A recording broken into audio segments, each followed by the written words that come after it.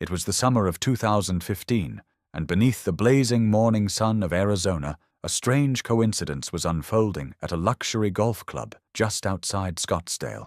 Two of the most terrifying names in the history of rock were under the same roof on the very same morning. One of them was the Prince of Darkness, Ozzy Osbourne. The other was the King of Shock Rock, Alice Cooper, a man who had struck fear into an entire generation with guillotines, giant snakes, and red makeup on stage. But that morning, no one at the club had any idea, because neither of them was wearing a leather jacket or those famous stage masks. In their faded, casual clothes, they looked like two ordinary old men, and the 23-year-old pro shop attendant, Connor, was about to look at one of them, decide that he didn't belong here, and with a few arrogant words make the biggest mistake of his life, because those two men who frightened people on stage were nothing like that in real life, and the moment that would prove it to that young man had already begun. It was 7 in the morning, and outside, the desert was just beginning to warm. The sky was turning that pale, hot shade of blue. Inside, the pro shop was cool and spotless, smelling of new leather, freshly cut grass, and furniture polish. In the glass cases along the walls, gloves, shoes, and polo shirts bearing the club's golden emblem were arranged with care. Just then, the bell on the door chimed, and an old man stepped inside. His long black hair fell to his shoulders. He wore a comfortable windbreaker, and on his feet was a pair of battered golf shoes that had clearly seen years of use. Under one arm he carried an old golf bag, and the leather on the grip of one of its clubs was so worn that its color had almost faded entirely. There was an unhurried, serene expression on the man's face, the calm ease of someone who had nothing to prove to anyone. He walked up to the counter, smiled politely, and said softly, "Good morning. I booked an early tea time for this morning, and I also wanted to speak with the manager here about a small charity event." Connor looked the man up and down once more, and inside he'd already made up his mind. This man looked neither like a club member nor like someone who could comfortably afford this club's prices. "I'm afraid this is a private club, sir," he said, his tone polite, but with a trace of condescension seeping out beneath it. "We have quite a long waiting list for membership, and tea times are reserved for members and their guests only." The old man tilted his head slightly, still smiling calmly. "I understand," he said, "but I think there's been a small misunderstanding." Connor cut him off with a polite but firm gesture. "Look, sir, there's a very nice public course about 10 minutes from here. I'm sure you'll find something more suitable for yourself there." Those words, "more suitable for yourself," hung in the air, and what he meant by them was all too clear. The old man paused for a moment, then nodded with understanding. He didn't argue. He didn't raise his voice at all. He simply said, "Of course, thank you, son," tucked his bag under his arm, and quietly turned toward the door. Anyone who saw him in that moment could tell that this wasn't the first time he'd been treated this way. A man who, over the years, had learned how to bow his head to it. And it was right at that moment that a voice spoke up from a corner at the far end of the shop. "Hold on a second, mate." Connor turned his head toward it. Beside the glass cases stood another old man, turning a putter over and over in his hands, as though he couldn't quite make sense of it.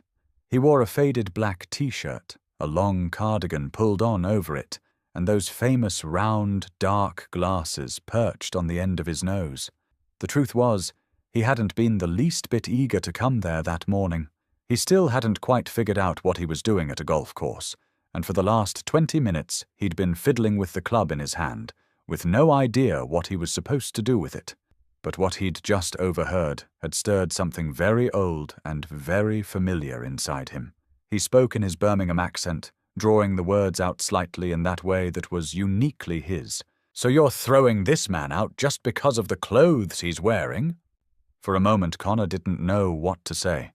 "Sir, I'm only enforcing the club's rules."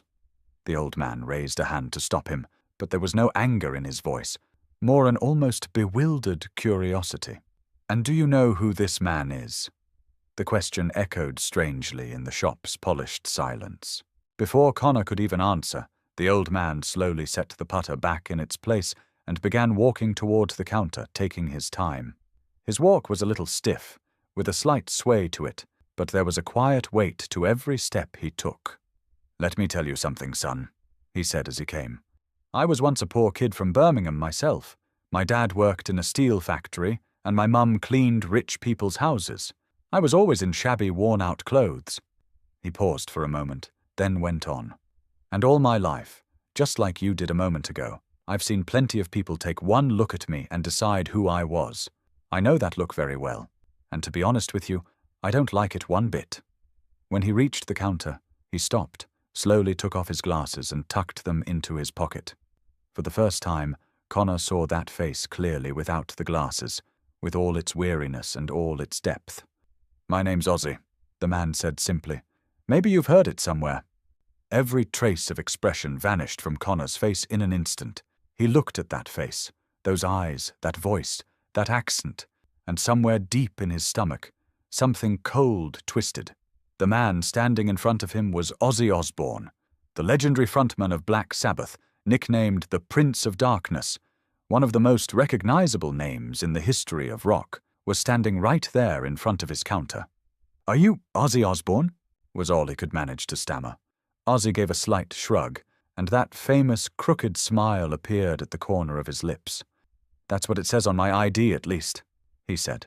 Then his smile slowly faded, and his voice dropped low. "But I'm not the one who matters here, son. The one who matters is the man you just showed the door." Connor went even paler. He understood now that he'd turned away a celebrity, but he still had no idea just how bad things had really gotten. Connor turned his head and looked at the door. The black-haired old man was still there. His old bag in hand, he'd already taken hold of the door handle, but hadn't left yet, because the sound of Ozzy's voice had stopped him in his tracks. Connor looked at the man's face for the first time, really looked carefully, and he sensed something familiar in that calm, tired face, but he couldn't quite place it. It was as if he knew that face from somewhere very far away. "Is that man," he began in a trembling voice, "is he someone famous too?" Ozzy nodded slowly, then turned toward the man at the door. "Famous," he said, almost in a whisper. "Son, you just threw out one of the most beloved rock stars in the world, and on top of that, one of the most generous people you could ever meet in this whole state." He fell silent for a moment. Then he said the man's name, the name that would buckle Connor's knees and turn everything he knew about that morning upside down. Alice Cooper. The moment Ozzy said that name, whatever color was left in Connor's face drained away too. That ordinary-looking old man standing by the door in his old windbreaker was Alice Cooper, the man behind Schools Out and Poison, the one known as the King of Shock Rock, who had given an entire generation nightmares with guillotines, giant snakes, and terrifying makeup on stage. Connor had seen footage of his concerts on television hundreds of times, but the man standing in front of him had nothing to do with that frightening stage figure. He looked calm, gentle, and utterly ordinary. And Connor had just sent that man off to a public course simply because of the clothes he was wearing. His stomach knotted. He had to grab the edge of the counter. "Oh my God," he whispered to himself. "What have I done?" Just then, the door to the back office opened, and the club's manager hurried in. He'd clearly heard the commotion. Dressed in an impeccable suit, the moment he saw the black-haired figure at the door, he froze where he stood, his face going white as a sheet. "Mr. Cooper," he said, his breath catching. "To see you here. Oh my God, is something wrong?" Then he turned sharply to Connor, and his voice turned hard as a whip. "What did you do? You turned Mr. Cooper away? Pack up your things right now. This is the end of—" Connor's eyes went wide with fear. There was nothing left of the arrogant attendant from moments ago. In his place stood a trembling, devastated young man. Before the manager could finish his sentence, that calm voice from the door cut in. "Wait a moment. Stop," said Alice Cooper, and there was neither anger nor any desire for revenge in his voice. He gently set his bag down on the floor and walked toward the counter. "We're not firing anyone, least of all because of me." The manager paused, taken aback. Alice stepped up to the counter and looked at Connor, but in that look there was no reproach, almost a fatherly tenderness instead. "I'm not angry with you, son," he said calmly, "but let me tell you something." Ozzy took a step back, crossed his arms, and left the stage to his friend. He knew that Alice, better than anyone, knew how this lesson should be taught. "A moment ago you looked at me and saw a poor, ordinary man who didn't belong here," Alice went on. "That's all right. Most people see it that way. But let me tell you a secret. I started coming to courses like this long before you were even born, and I always come here dressed just like this. Because when I step onto the course, I'm not a rock star, son. I'm just a golfer." Connor couldn't even bring himself to lift his head. "I'm so sorry, sir," he murmured. Alice nodded. "I know, but it's not me you really owe that apology to. Now have a seat and just listen to me for a minute." Alice perched on the stool in front of the counter and, for a moment, gazed out at the lush green course beyond the window. "Years ago," he said, "my life wasn't headed anywhere good. I'd dragged myself into such a dark place that I no longer believed there was a way out of it." His voice dropped, but it stayed calm. "Then one day someone took me out to a golf course, and the strangest thing happened. For the first time, I'd found a healthy place to pour out all that restlessness, all that energy inside me. Golf filled that huge emptiness in me. I'll tell you straight, it put me back on my feet." From his corner, Ozzy gave a faint grunt. "I still haven't even worked out how you're supposed to hit the ball with this blasted club," he said, and the tense air softened for a moment. Even Alice smiled. "That's exactly why I invited this old man here today," Alice said, nodding toward Ozzy. "I'll make a proper golfer out of him one day. You'll see." Ozzy shook his head. "Sharon will be grateful to you for the rest of her life for getting me out of the house," he grumbled. "But I'll be honest with you. This game's not for me." Then Alice's face turned serious again, and a genuine passion crept into his voice. "The truth is, I came here this morning to talk about a charity event," he said. "Years ago, my wife and I started a foundation right here in Arizona. We run a center for young people in Phoenix. We give kids between the ages of 12 and 20 lessons in music, dance, art, and recording. All of it completely free." He paused for a moment and looked at Connor intently. "Do you know what those kids' worst enemy is? Too much time on their hands. Young people who can't find the right thing to throw themselves into lose their way all too easily, just like I once did." Connor's throat tightened because he realized that he could very well have been one of those kids Alice was describing. "And why am I telling you all this?" Alice said. "Because you're still very young, and one of the most valuable lessons you'll ever learn in life is this. You can't judge anyone who walks through that door by the clothes on their back, because one day someone who could change your life might walk through it, or someone already broken, someone you could shatter with a single wrong word." A silence settled over the shop. Connor lifted his head. His eyes had welled up, but this time not from fear, from something else entirely. "You're right, sir," he said, his voice no longer trembling but very quiet now. "I've tried so hard to prove that I belonged here that I thought I could do it by shutting other people out. It was so foolish and so unfair." Alice smiled and reached out to give the young man's shoulder a light pat. "Now the man speaking right now is a far better person than that boy at the door," he said. From his corner, Ozzy chimed in that wry but warm tone of his. "Look, son, I've done plenty of stupid things in my life. Believe me, plenty. What matters isn't the mistake you make, it's what you do after it." Then Alice turned to the manager. "This young man isn't getting fired. On the contrary, if he'd like, he should come and meet the kids at our foundation and see for himself what golf can teach them." For the first time since that morning, a real, heartfelt expression appeared on Connor's face. Gratitude. A few minutes later, the two old men walked out the back door of the pro shop toward the glittering green course.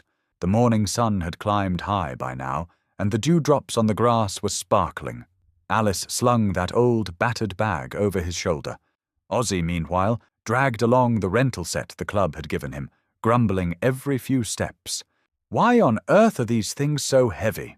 When they reached the first tee, Alice teed up his ball, took a swing with that smooth motion years of practice had given him, and the ball sailed off in a long arc, right down the middle of the fairway. Then it was Ozzy's turn. He stepped up to the ball, gripped the club clumsily, narrowed his eyes, took a great big swing, and the ball barely budged, burying itself in the grass a few meters away. Ozzy stared at the ball for a moment, then raised the club into the air as if he were about to hurl it. "Don't you dare," Alice said, laughing. "I've been playing this game for over 40 years, and I've never thrown a single club in my life." Ozzy slowly lowered the club, shot him a sour look, and grumbled, "Then today'll be a first for you." Alice burst out laughing. He hadn't laughed that freely in a long time. Watching them through the window, Connor followed the two old men as they walked off toward the course under the morning sun. Those two so-called monsters, who had terrified an entire generation on stage, one known as the Prince of Darkness, the other as the King of Shock Rock, were out there now, on the grass, laughing and teasing each other like two ordinary friends.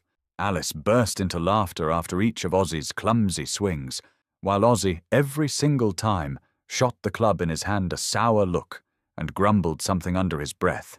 Connor had grasped a truth that had never once crossed his mind before that morning. The masks people wear on stage, and who they really are often two completely different things. The men who looked the most frightening were, more often than not, the ones with the gentlest hearts, and trying to measure a person's worth by the clothes on their back or the money in their pocket was one of the biggest mistakes anyone could make. It was a lesson Connor would never forget for the rest of his life. He wasn't fired that day, but he walked out of that pro shop a completely different person from the young man who had shown up for work that morning. In the weeks that followed, something behind that counter had changed for good. Now, no matter who walked through that door, whether in an expensive suit or a faded old t-shirt, Connor treated every single one of them with the same warmth, the same respect, because he had now learned all too well that he could never know who might truly come through that door one day. Months later, at a youth day that Alice Cooper's foundation held in Phoenix, some people spotted Connor at the edge of the course. One by one, and with great patience, he was teaching a group of teens how to hold a golf club for the very first time in their lives. There was not a trace of that old arrogance left on his face. In its place, only patience and a genuine joy. He could very well have been one of those kids Alice had once described, but now he had become the one reaching out a hand to them. And what about you? Have you ever misjudged someone based on nothing but their appearance and then deeply regretted it? Tell us in the comments.